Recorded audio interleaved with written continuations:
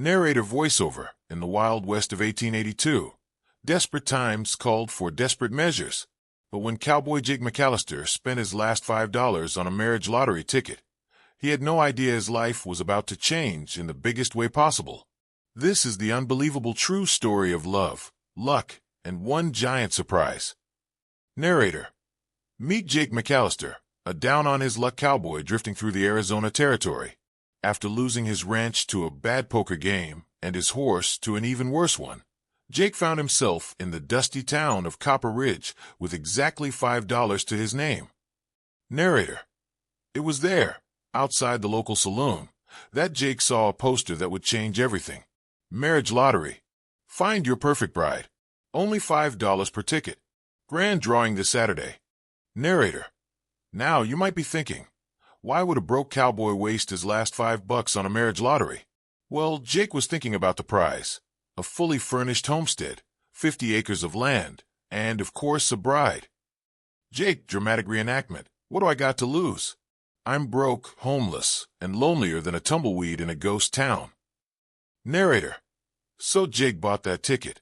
Little did he know, fate had a big surprise waiting for him. Narrator. Saturday arrived, and the entire town gathered in front of the general store for the big drawing. Dozens of cowboys, prospectors, and drifters clutched their tickets, hoping to win. Narrator. The town mayor reached into the barrel and pulled out the winning ticket. Number 47. Jake's number. Jake, that's me. I won. Narrator. The crowd erupted in cheers and groans. Jake was ecstatic. He'd won land, a home, and a bride, all for $5. But as the mayor handed Jake an envelope with his bride's details, the old man had a strange look on his face. Mayor. Son, you might want to sit down for this. Narrator. Inside the envelope was a letter from his bride-to-be, Morning Thunder, daughter of an Apache chief. And there was one detail that made Jake's jaw drop. Jake reading height, 6 feet, 8 inches. Record scratch sound effect. Narrator. That's right. Jake, who stood at a modest 5'7", had just won a marriage lottery to a woman who was over a foot taller than him. Narrator. 2 weeks later, Jake arrived at the Apache settlement to meet his bride. He was nervous, sweating through his best shirt, and seriously reconsidering his life choices. Narrator. And then he saw her.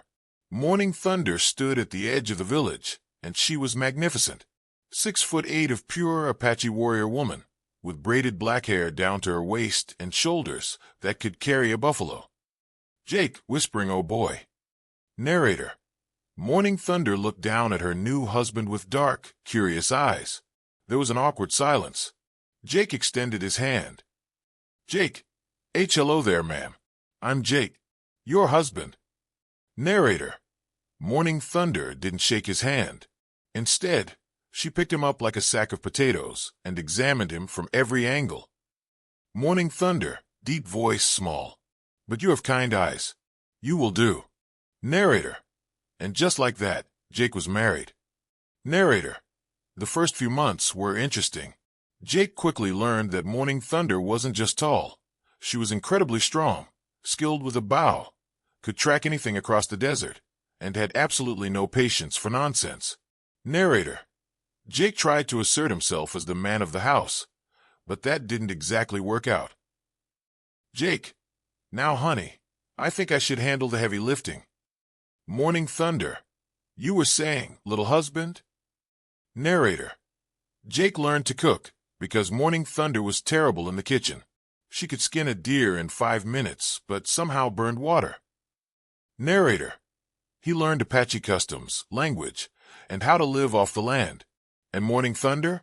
She learned that Jake, despite his size, had a huge heart, made her laugh, and treated her with genuine respect, something many men in the West wouldn't do. Morning Thunder. You do not fear me, little husband? Jake, fear you? Darling, I'm an AWE of you. Narrator. Of course, not everyone was happy about this unusual union. The townspeople whispered. Other cowboys mocked Jake. And one day, trouble came knocking. Narrator. A gang of outlaws, led by a mean snake named Black Jack Calloway, decided to raid Jake and Morning Thunder's homestead. They figured an old cowboy and an Indian woman would be easy pickings. Narrator: they were wrong. Very wrong. Action music intensifies. Narrator: Jake grabbed his rifle while Morning Thunder took up her bow. The outlaws charged in, expecting a quick robbery. Black Jack: hand over your valuables, old man. Narrator: what happened next became legendary in those parts.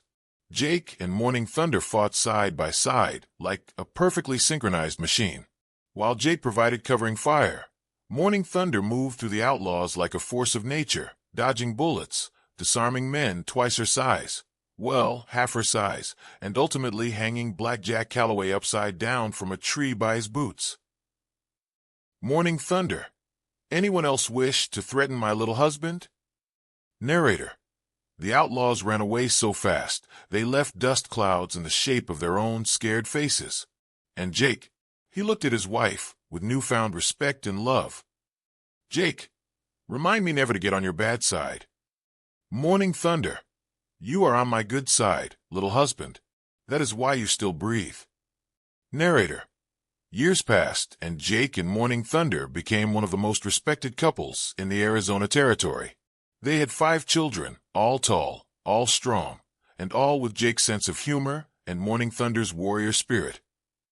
Narrator: Jake never regretted that $5 ticket.